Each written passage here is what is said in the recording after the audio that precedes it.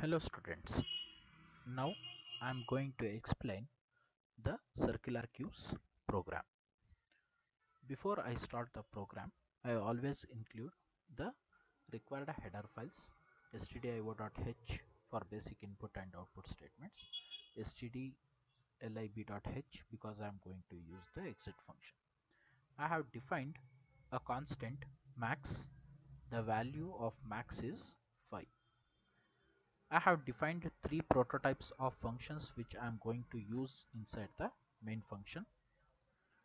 The three prototypes are insert, delete and display. Afterwards, I have declared few of the global variables. Q is an array which I am going to use it to implement my queues. I is a loop control variable which I will be using it in the for loop for display purpose.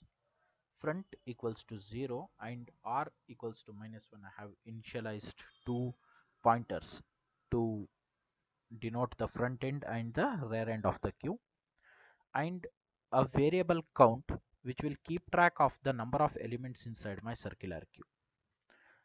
I enter the main function.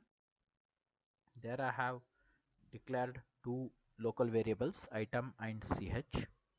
While 1 always represents true, so this is an infinite while loop. So as soon as I enter the infinite while loop, I am using a printf statement to display the menu. 1 for insert, 2 for delete, 3 for display and 4 for exit. The next line will print enter your choice. Whatever choice I enter, like 1 for insert, 2 for delete, 3 for display and 4 for exit, that will be read from the keyboard and stored inside the variable ch. That ch is provided as an input to the switch statement. Depending upon the value provided, the case statements inside the switch will be executed. If I choose to insert an element, so it will case 1 will be executed first. Printf enter the item. So whatever item I want to insert inside the queue, I will type it from my keyboard and that will be read to the variable item. Later I am going to call the function insert. When I call the function, the flow of control will reach this point. There I check if my count, I have already defined that the count will keep track of the number of elements inside my queue. If my count is equals to max, printf queue overflow.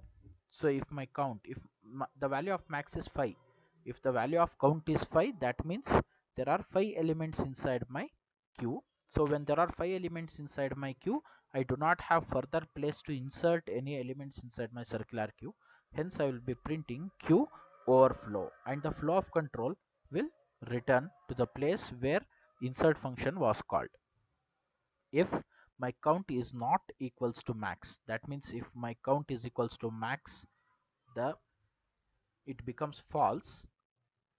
So the true block of that if statement will not be executed and further statements will get executed, where I am going to increment the value of rear. R is equals to r plus 1 mod max.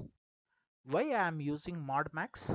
Because the number of elements inside the circular queue is 5.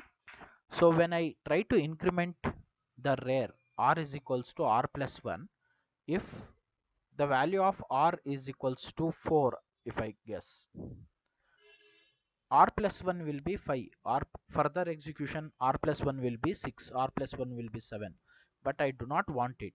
I want when the r reaches 4, when I increment my rear r plus 1 equals to 5, I want that value to be changed to 0 because my queue is in a circular motion. After 4, I have to go to the 0th position. So that's why I'm using a mod function with the help of max. So once rear is incremented, q of r is equals to item. So once the value of item is successfully inserted inside the queue, I print item successfully inserted. Because I inserted an element inside the queue, I increment the value of count. So once count is incremented, I go back to the place where the function was called. Later there is a break statement which get executed. The break will make the flow of control to come out of the switch statement and enter the infinite while loop. Again the menu will be displayed, 1 for insert, 2 for delete, 3 for display, and so on. So now if I choose to delete an element, I will be pressing 2 from my keyboard. So that will be read to the variable ch, and that will be passed as an variable as an input to the switch statement, and case 2 will be executed. In case 2 I am calling the function delete. Coming to the delete function here, if my count is equals to 0, what does that mean? When will be the value of count be 0? When there are no elements inside my queue. When there are no elements inside my queue, can I remove any elements from the queue? No, it is not possible. So when my count is equals to 0, I print queue is under flow, and with the help of the return statement, the flow of control will go to the place where that function was called. If that is not the case, the next statement after the if statement will be executed. Now, because it is a queue, elements should be removed from the front end. Hence, item deleted is equals to queue of f. So that will be printed. Again, as soon as I remove an element from the queue, I have to increment the value of f with the help of f is equals to f plus 1 mod max. I will be incrementing the value of f. Why am I using mod max? Because if the value of front was 4 and I remove an element q of 4, now the value of f, which was previously 4, after incrementing it has to go to the value 0. So 4 plus 1 5, 5 mod 5, 5 mod 5 is 0. So now the value of f will be 0. So that's why I'm using the mod function there. Later, as soon as I remove an element from the circular queue, the count should be decremented, because count will keep track of the number of elements inside my queue. So count will get decremented. I go back to the place. Again, break statement will cause my flow of control to come out of the switch statement and enter the infinite while loop.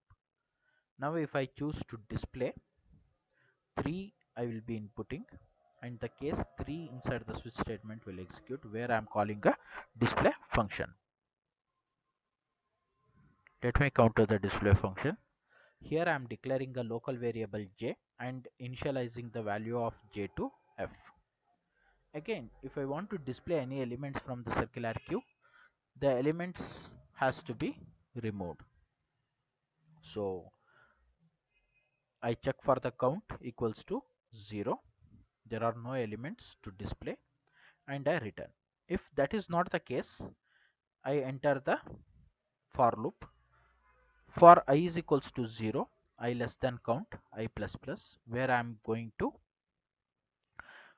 run the for loop for the number of time or the number of elements present inside the queue. How many times I am going to run this for loop?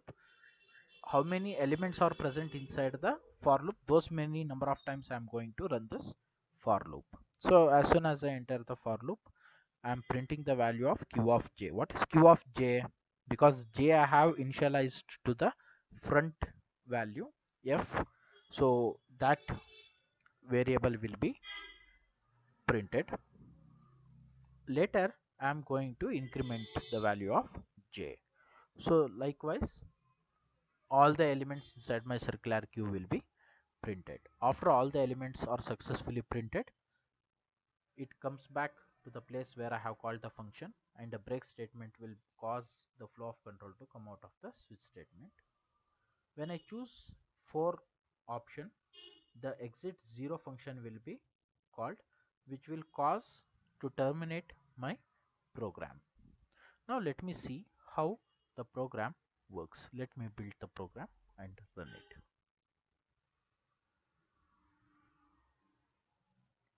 Let me run the program. Now 1 to insert, 10 I am going to insert, item inserted successfully. Likewise, in a succession I insert 5 elements, 20, 30 got inserted, 40 got inserted, 50 got inserted. What happens when I try to insert the sixth element? It says queue overflow. That means there is no place inside the queue to be inserted. Now let me display the elements 10, 20, 30, 40 and 50. Now what happens if I try to delete an element? Which element should be deleted? The first entered element was 10, hence it should be the first element to be deleted. 2 deleted. Let me display the elements 3, 20, 30, 40, 50. Now there is a room for an element to be inserted. Okay, the size of my circular queue is 5. There are 4 elements inside the circular queue. Can I insert one more element? Let me try. 160. Yes, item got successfully inserted. So let me display. There are 5 elements now. Now what happens if I try to again insert an element 170? No, queue overflow. My queue is having room for only 5 elements. All the 5 elements are occupied, so I cannot further insert any elements inside my circular queue. So I keep on removing elements. 20 got removed, 30 got removed, 40 got removed. Let me display the elements now. 50 and 60 are left out. Let me again remove the elements. 50 got removed, 60 got removed. Now let me again try to remove an element. Queue underflow. When I have removed all the elements from the queue and further try to remove an element from the queue, it shows that the queue is in underflow condition. What happens if I try to display? No elements to display, because there are no elements inside my queue to display. It is showing that no elements to display. Now let me choose 4 to exit from the program. Hope you have understood how circular queues works. Thank you.